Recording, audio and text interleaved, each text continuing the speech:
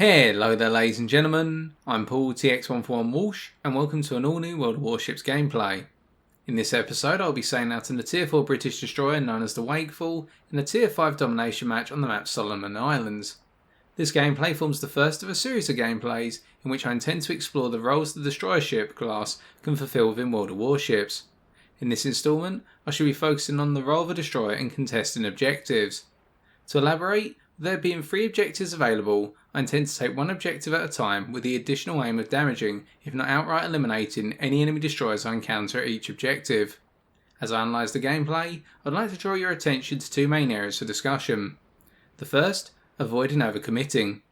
In contesting each objective, I aim to assess the enemy's applicable strength and give myself viable options in dealing with it, including withdrawing. And number 2, multiple applications of smoke. I intend to use the Wakeful's fast charging, fast diffusing smoke screens for a variety of purposes to assist in capturing the objectives. With the forward covered, let's just get into the gameplay. Loading in and looking at the team sheet, the one thing that comes to my mind immediately is the composition of the enemy team's destroyers, an Acaster, a Tier V Domination and a V170. From what I can recall of the concealment values of these 3 ships, they're roughly in the same pool as our own ship's concealment, where the Wakeful have camouflage but no concealment expert on its captain, we're on a 7-point captain here, will have a detectability by sea and open water of 6.3 km, when firing from smoke 2 km, and by air 2.9 km. So we should anticipate that when we see these enemy destroyers they'll have seen us or soon see us, and vice versa.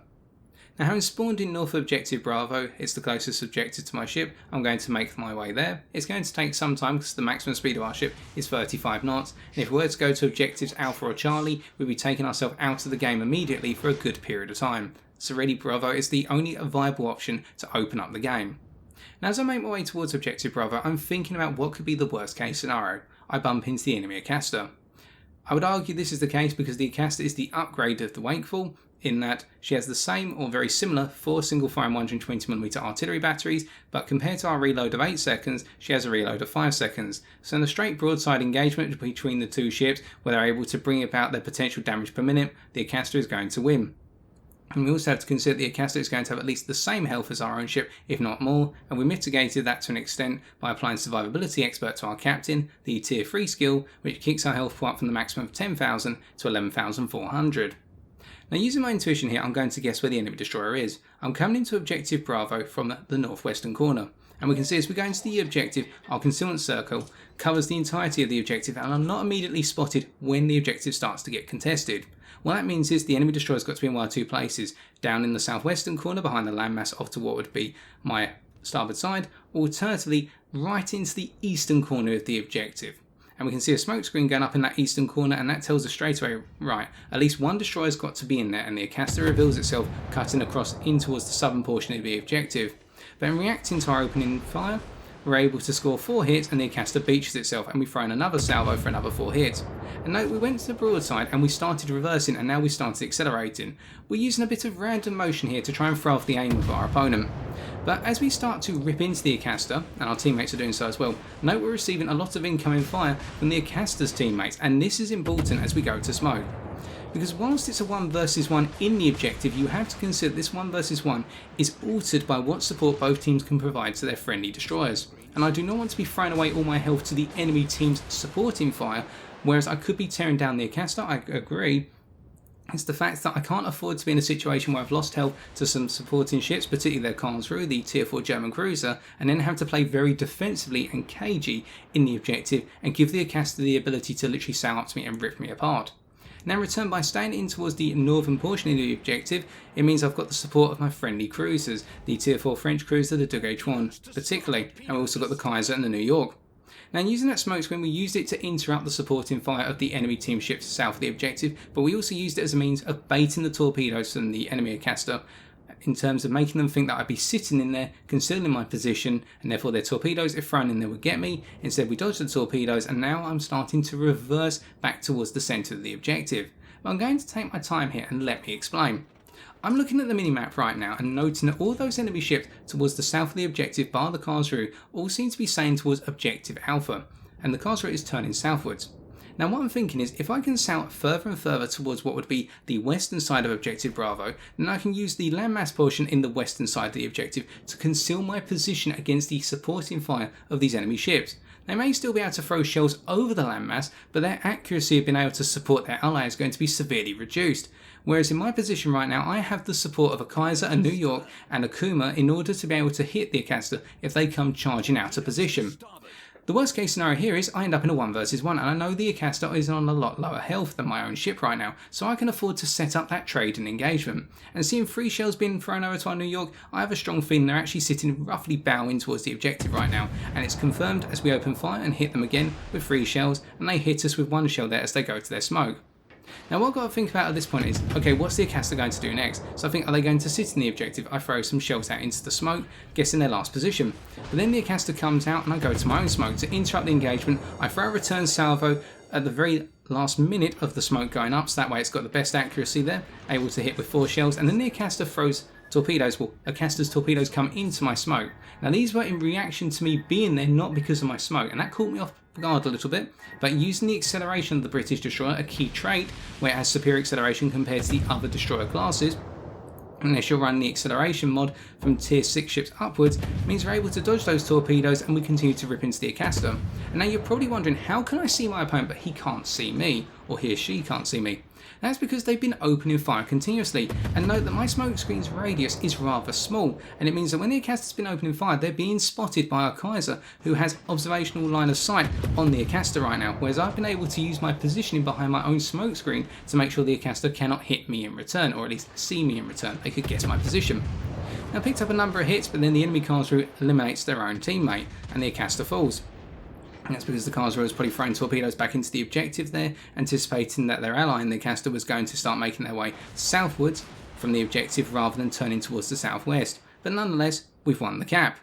Now at this point I go gun silent, because there's no point now me trying to hit the Kaiser towards the maximum end of my artillery range, which goes all the way out to 10.8 kilometers, and I need to preserve my health. Because I've been able to manage this engagement such that I've still got approximately half my health. It's an achievement, I would argue, in that I now have the option to be a bit more aggressive as the game goes on. Whereas if I've been left at say 2,000 health, then I'd have to play very conservatively and really start to guess firstly the health state of the opposing destroyers, also avoid getting caught out by any enemy cruisers or battleships hanging close to land masses, and it would make taking objectives more complicated. But here I still have a nice buffer to rely on unless an enemy ship, particularly a battleship with high explosive, gets a very accurate salvo on my ship in open water. So I decide, right, we've taken Bravo, where do my team need the help next? Well, Charlie is still neutral. It appears to have been a back and forth engagement, and looking at the minimap, what I do know is I will have a maximum support to my team if I go to Charlie. I will not need to request it, just look at the minimap and see how many friendly ships are bunched up near Charlie. Now the worst case scenario here, knowing that the T-22 has been based or seen last near Charlie, is that I bump into the T-22. And that means we start to enter that 1 versus 1 again.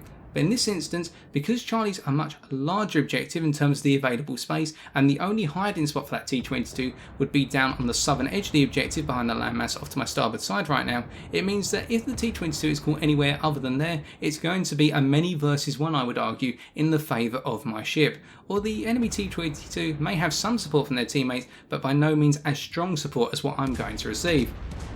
So I make my way into the objective, and noticing that our Kuma's not taking any incoming fire from the T-22, by looks of the shell salvos coming in, and on top of that, the fact that the objective is gradually being taken in their favour, and now I jump in to see that is the case, there's nobody contesting the objective, then there's no point for me to extend out into the objective right now. And with the T-22 having revealed its position off towards the southeastern side of the objective but outside the objective by a considerable margin, I do not need to press forward at this point.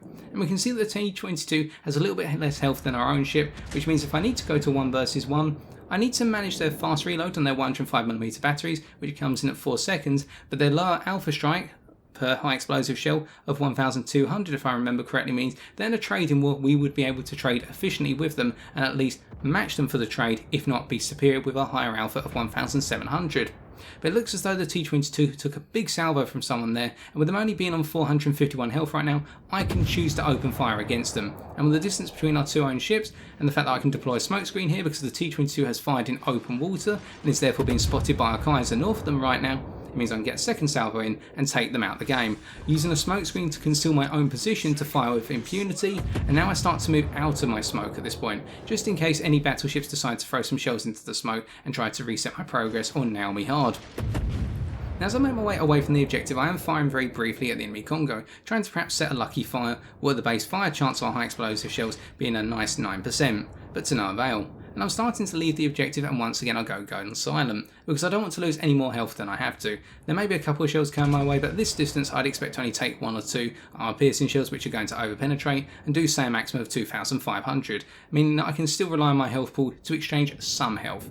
Then I look at the minimap and ask myself, okay, the enemy team that I've pulled out to Charlie to the north, but they're not going to know where I'm going next. I could double back and start making my way through Charlie down towards their team on the eastern side. Or alternatively, what I could realise is look at the composition of the enemy team on both sides of the map and note that the fact they're taking Bravo right now means something's got to have moved from what would be the southwestern corner, so objective Alpha, towards Bravo, and I've got a very strong feeling that's the V170, the last of their destroyers. Now, I'm not going to be able to get to Bravo before it's captured, but a friendly cruiser, the H1, is close to the objective, and what I've said to them in the chat is, can you go nose into the objective? Don't have to push it, just to simply delay the capture progress. And there's the V170 spotted by our French cruiser, and it means they can start engaging that destroyer and reset the progress, or at least hold them up. And this puts pressure on the V170 to retreat into that rather tight eastern corner once again. Now, going forward at this point, we also spot the Karlsruhe as we make our way towards the objective, that rather nasty German cruiser that was harassing us a little bit in the opening contest to Bravo. What we can see here is our ally in the French cruiser is pushing further and further into the objective. I was a bit caught out on surprise here in the fact they decided to push so hard. And what this means is I can use my position relative to the German cruiser right now just to simply throw in a couple of artillery salvos here, because I'm concealed at the moment. I'm going to reveal myself now to the enemy cruiser, who is very heavily engrossed in taking down our friendly cruiser. But I decided to go to the smoke screen anyway because its duration is 40 seconds, and I'm going to use this short duration to give me the opportunity to gunboat slightly. I just throw a couple of salvos down the Karlsruhe to bleed some of their health. And we can see because they haven't taken any damage so far, we're getting maximum possible damage typically on our high explosive shells, and we can chip off a good amount of health here. Nothing too impressive, but it just helps weaken that Karlsruhe and helps our team get rid of it faster in the later stages when they have to engage it. And while H1 really pushing into the objective at this point, they're going to go down shortly, but as they do, they're going to throw down their torpedoes from their port side. And this serves two purposes. One, it helps to push the enemy ships out of that smoke, which has now disappeared by the looks of things, it's dissipated, and two, it can have the odd effect of perhaps catching an enemy ship off guard. In this case, it's going to be the enemy V170. Rather fortunate. And the V170 gone, this completely flips the game on its head for me, because what I realise now is I operate with impunity. Unless I make the mistake of operating too close to an enemy cruiser or battleship because they concealed themselves behind a landmass, or I let myself drift too close to one of these ships, I can sail the high seas right now and choose when I want to be spotted, because there's no other ship in the match which is going to have a strong concealment as my own ship, or the ability to move around the map as quickly as myself. There may be some ships which have the ability to match me for speed or come close, but I can choose when I want to turn around because I've got a tighter turn circle radius of 500 meters, a rudder shift time of 2.5 seconds. I'm the more nimble ship. I can choose my engagements. And this means now I decide to go towards objective Alpha, because why would I want to continue pushing into Bravo or just wait in Bravo for the Karlsruhe to come back? Now, I know the Karlsruhe will eventually come back to take that objective because they've been very heavily focused around it, and the fact they've just disengaged out towards what would be the eastern side of the objective gives them two options. Typical options, I would argue, because they could always go immediate south and all the way around to A, although that would take time. They can either go north towards Charlie, or they can just do a 180 and come back into Bravo and secure it, because our team's not really putting up a defensive presence there. And that's what they're going to do. They're going to push back into Bravo. But in the meantime, I'm making my way towards Alpha. Now, I'm not going to intend to take down the Kirov, or alternatively the enemy Kaiser situated near the objective, despite the Kaiser being on low health. Instead, I want to come behind our friendly battleships, because I would argue that in this instance, the October Revolution and the New York can simply bring down those enemy ships rather quickly with strong salvos of fire and with the large caliber guns. I do not have that firepower available to me, so instead what I'm going to do, I'm going to follow behind and see how the engagement plays out here, because we can see that our October Revolution is really pushing into the objective. And my ideal situation would be that I creep into the objective behind our Soviet battleship, deploy my smokescreen to conceal my position, and I start capturing the objective whilst throwing down salvo after salvo of armor piercing or high explosive, depending on whether my opponents are giving me broadside or not, and I can deal some damage but make sure the objective comes into our own. And this is important right now because if we look away from what's happening in the centre of our screen and up towards the top of the screen, our team does not have the points advantage right now. 555 to 613. We need to try and help tip that in our team's favour. And you'll note throughout the course of the game it's been a very close match in terms of the number of ships remain on both teams, but most importantly I would argue that our team's been gradually building up a points advantage in the fact that we've normally had 2 objectives to the enemy team's 1. Where it's always been a case that we've had parity, 1 objective in our team's hands versus 1 objective in the enemy team's hands, and now I want to turn that back into a 2-to-1 ratio. So to do so, I'm creeping into the objective, cutting myself down to quarter speed, so that way I can just simply move in with my smoke screen up. And while October Revolution to bring down the Kirov, the only ship that was close enough to spot me in the objective, I decide to deploy my smoke nonetheless, and I throw down a quick salve on the Kaiser, again trying to apply the fire chance here. We set a second fire, and that instantly causes the Kaiser to go to damage control party to put those fires out. A typical nature of battleships, they'll let 1 fire burn, but when there's 2 fires on the ship concurrently, they'll put the fires out. And that means now, after a couple of seconds, we can start throwing in more salvos of high explosive. That's not entirely accurate. I think it's 10 seconds on German battleships, but do not quote me on that, before the damage control party consumable expires. But nonetheless, we can throw in another load of high explosive again and again whilst the duration of our smoke screen is up, although we can see it's going to expire in 10 seconds time. I'm going to try and set another fire. I'll just get in a couple gradual hits, another 457 there off of their superstructure.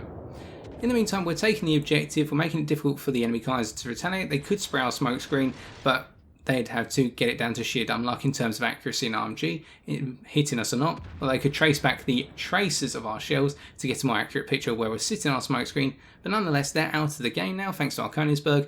We take objective Alpha and we push onwards towards objective Bravo. Because again, we're in this 2-to-1 situation in terms of objectives now, and it's a very favourable one, because remember, every 5 seconds, if you've got an objective, your team gets 3 points in this scenario.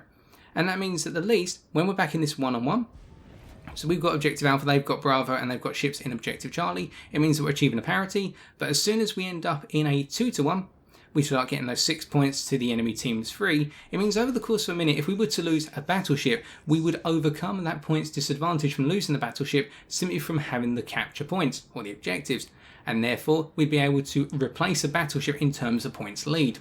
And with the enemy Congo going down, they now send an October Revolution. And another thing to think about at this point, in terms of having the capture point advantage, is that this encourages the enemy team to be more aggressive.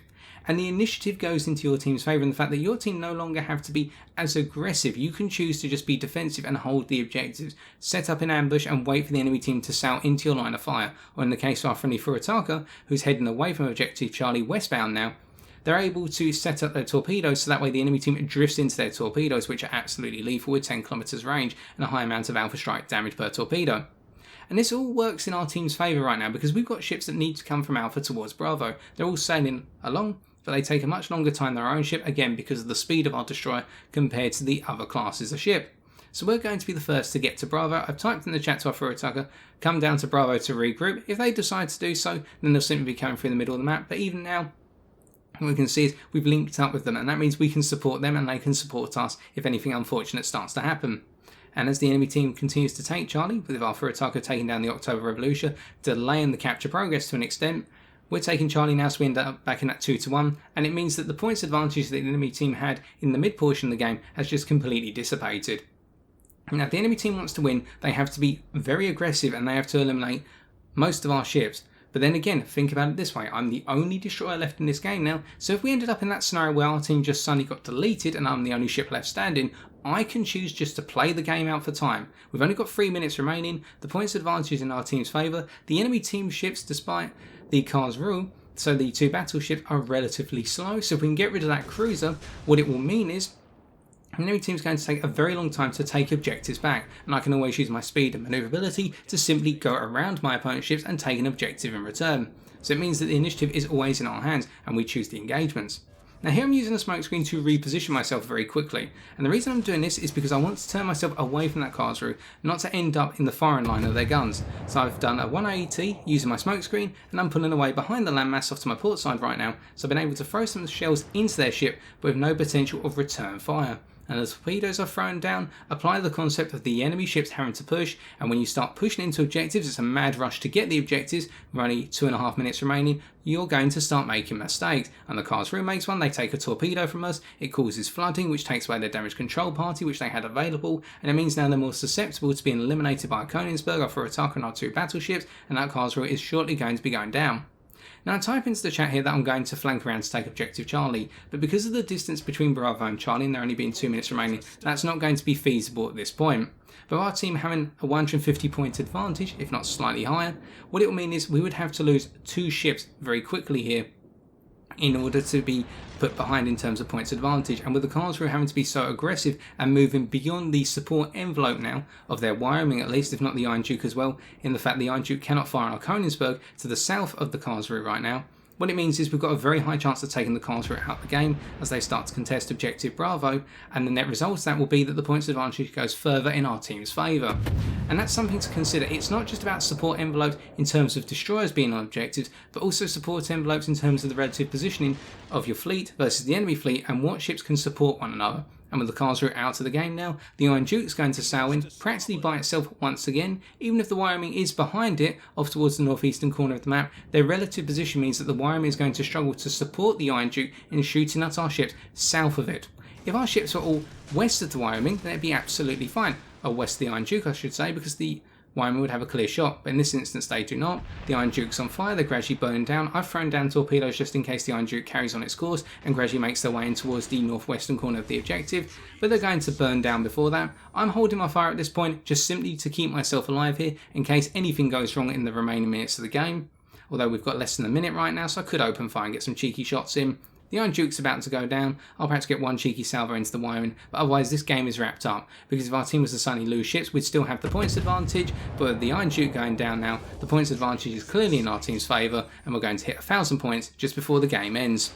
We've got one cheeky salvo into the Wyoming, time for the post-game stats. A long, gradual venture towards victory. We can see that our battle performance amounted to a total damage output of 26,736 HP.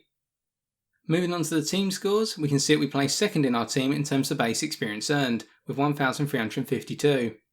Our role over the course of this game was solely focused on contesting the objectives, with our initial aim being to take Bravo. The opening contest of Bravo took a considerable period of time, seeing us in a back and forth engagement with the enemy Acasta, the Tier V British destroyer. Where possible, we sought to trade at least equally, if not favourably, with said destroyer. Whilst doing so, we also maintained awareness of what additional larger ships the enemy team positioned near Bravo, such as their Karlsruhe, the Tier 4 German cruiser, in order to support their destroyer. This meant we avoided overcommitting to the objective and took limited damage from these supporting ships. We also made sure to stay within range of the larger allied ships which provide us with fire support, such as our H1, the Tier 4 French cruiser. In the end, the Acasta fell to a torpedo from their own Karlsruhe as they were pulling out of the objective, allowing us to secure it. Having taken Bravo, we then noticed that Charlie was still neutral and proceeded to take it, seizing the opportunity to eliminate the enemy's T-22, the Tier 5 German destroyer, as part of this, as they were spotted in the open with little remaining health. The remainder of the game saw us move from objective to objective, working with our nearby allies to re-secure each objective. In doing so, we made sure the points lead gradually turns in our team's favour, forcing the enemy's remaining ships to have to keep pushing the objectives in order to try and win. In return, this gave our team the initiative in being able to play defensively and prepared to counter the incoming threat. Examples of this include the torpedo strikes scored by our own team's Furataka, the Tier 5 Japanese cruiser, on the enemy's Congo, the Tier 5 Japanese battleship, and October Revolution, the Tier 5 Soviet premium battleship, and our own torpedo hit on their Karlsruhe. As for our detailed report, we have 2 key items to note. Firstly, under team play, we can see the results of us using our destroyer to contest the objectives in that we accounted for 91% of our team's capture points. Outside the initial contest of Bravo, we used our class's superior concealment and smokescreen concealable in order to take the objectives without hindrance. Secondly, under time and distance, we can appreciate the concept of destroyers needing to sometimes cover a lot of ground over a given match, and not always just support one side of the map. We travelled a total distance of 80.62 kilometres as we moved between the objectives, applying our ship's capabilities as needed to help maintain the balance of the match in the favour of our team. Finally, coming on to credits and experience earned, we can see that after additions and deductions, we took away 77,393 silver credits and 3,246 commander experience. In conclusion, I believe today's gameplay has shown the potency of the destroyer class in being able to contest objectives. By using the class's strength for concealment, we positioned our own destroyer within the objectives and sought to engage the enemy's destroyers with the end goal of at least forcing them to withdraw. However, we also made sure not to overextend our position within each objective in order to maintain our limited health pool, a weakness of the destroyer class. This approach was particularly prevalent in the initial contest to Bravo. Moreover, when necessary, we deployed our class's smokescreen consumable for a variety of uses, including but not limited to baiting enemy torpedoes, for example those from the enemy Acasta in the initial contest to Bravo, interrupting engagements, for example the broadside exchanges between us and the enemy Acasta in which they had support from their car's rear, concealing our ship to take an objective, for example in taking both Charlie and Alpha, and repositioning our ship, the example being our final recapture of Bravo. Finally, we also used our class's high max speed in order to relocate around the map, and quickly shift between objectives rather than committing to a single region, something larger classes of ship, particularly battleships, can have difficulty in doing without being out of the battle for an extended period of time. The net result of this was that we ended up playing for points, and helped to ensure that if our team could not win the game through ship power, it would through a steadily increasing points lead. With that, I've been TX141. If you have enjoyed this video, why not leave a like, comment or subscribe for future World of Warships videos on my channel. Additionally, if you do not currently play World of Warships but are thinking of now giving this highly enjoyable game a try, you can sign up today using the link in the description of this video. Alas, that is all I've got time for today, ladies and gentlemen. Until next time, as always, I bid you fair winds and following seas.